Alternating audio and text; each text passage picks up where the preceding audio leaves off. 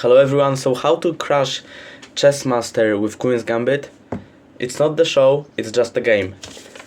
Particularly this game, played on 20th of February 2024 on one of my tournaments. So I'm with white, my opponent plays d5, it's a girl, c6, we take, and it took me a lot of time because I partially forgot the game, so I needed to check this. And it took me like 5 minutes to understand my handwriting. It's very bad. So knight to c6, bishop f4, knight f6, e3. Everything is alright, we are developing pieces. The game is symmetrical, but it only is good for me because I'm white, I've got one tempo more. So in symmetrical positions, the person that has tempo is always winning. a6. And I really love when my opponent pushes those pawns, because it already creates weaknesses. Now she will no longer be able to play b6 when I place my knight on c5, because if I do that, if she plays b6, this pawn will die, right? So I always avoid moving those, only if it is really important, if it is needed at all cost. So now you're gonna say, whoa, I'm a hypocrite because I'm playing h3, but it's not on this side, right? On the king side, in this Queen's Gambit opening, you'll never attack here, and so it's only beneficial. When I play knight f3, this bishop is not gonna be able to attack my knight. This knight will not be able to jump, and the king will have nice escape. It's just a very good prophylactic move to avoid any backrank mates. So queen to b6, we can see aggressive play, and queen to c2. And now I need to say this was a huge mistake. I should have played something different, like maybe queen to c1, because now she could have played bishop f5. And after this, I'm in big trouble. But fortunately she didn't see that. I need to do more tactics. And maybe it's not even about tactics, it was just opening, so I wasn't expecting for any fireworks here. So e6, knight to f3, bishop e7, bishop e2, bishop d7. I would just castle, but it's not important because she castles anyway. Rook to c1. Why this rook? Because this one will fight on the a file in future. As you can see, I will predict that the rook will probably be open here. Knight to a4, queen to a5, queen to b3, standard maneuver. The rook goes here, knight goes on the band and then goes on to c5. Queen to b3, just trying to put some pressure and also move away from this rook. A knight to c5, queen to b6. Wait, I'm just gonna check if I'm recording. I'm recording, alright. By the way guys, please subscribe because it just helps grow our community. It's nothing from you, but it really helps me and other people. So a4. So let's go back. Queen to b6. Why does she go back? Maybe push the pawn. I don't really know why she did that, but what other moves she has to play?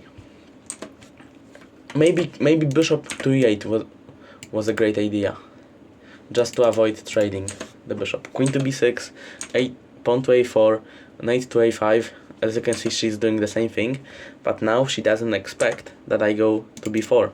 She thought I'm gonna go to d1 and she's gonna go to c4.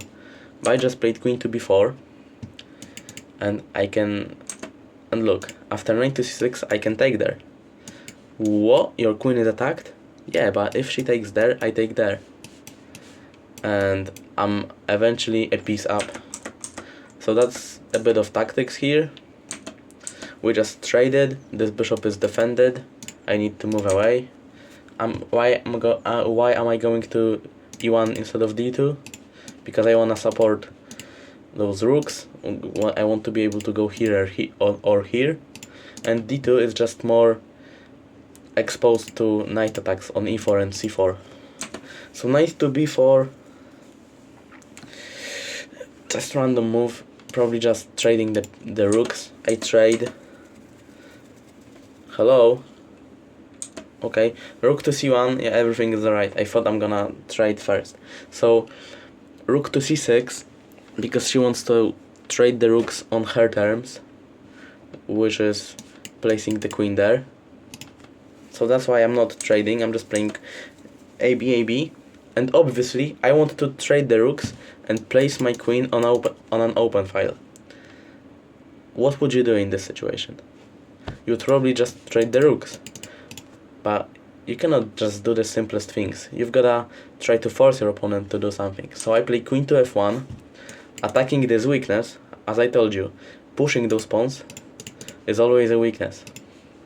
My pawn is just safe here, and it always has option to go up. So queen to f1, forcing this. She needs to trade, so the queen is no longer attacking, and go back, so the pawn is able to be pushed, because on b5 it's not safe. Knight to d2, standard knight maneuver. As I told you, here on the king side there is no play. The fight is only on the king side, so we are going to b3, very important squares. When I play queen to a1, she's not going to be able to play knight to a5. Queen to f1 again, forcing, attacking this pawn, and now it's forced.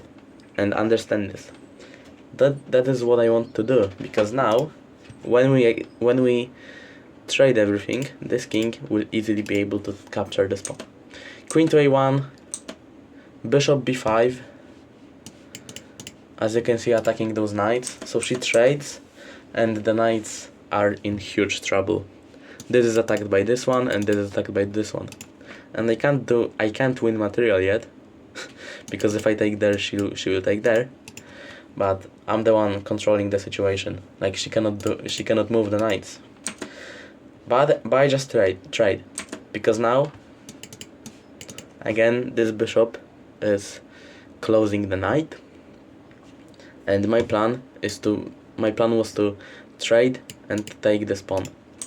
So king to f1, we are just moving the kings. Eventually, when she moves the knight, I just take, because again I want to simplify the position. And what you're gonna ask me, why did you play king to a4? Because if I played knight to c2, she would play king to b5, and that could have been problematic. I would have to play knight to e1, knight to d3, and then try to push the pawns. But I can easily win the pawn by playing king to a4, cutting off this king. So bishop h2, she tries to, if she knows she's losing this pawn, she's gonna try to take this pawn. But the problem is, I play knight to c2, and after bishop g1, I would play knight to b4 with a check, and then defend. And this wouldn't be good for her. I mean, it's not good anyway, but she's just trying. b3, knight to b4. Before I take the pawn, I place my knight on a good square, because piece activity is the most important thing in chess. King to b6, king to b3. And now I'm gonna speed up, because when you have a pawn up, you just wanna trade again and push forward. So I'm even winning a pawn and just using my pawn majority to push and eventually win the game. You've gotta be careful, but if you know what you're doing, you're gonna win easily. So that's the end of the game. What do you think about it? Please subscribe. And also, I have already 20 students on my coaching program, and I take maximum of 28, so 8 spaces left. If somebody is interested, just say that in comments and we will connect there. Thank you.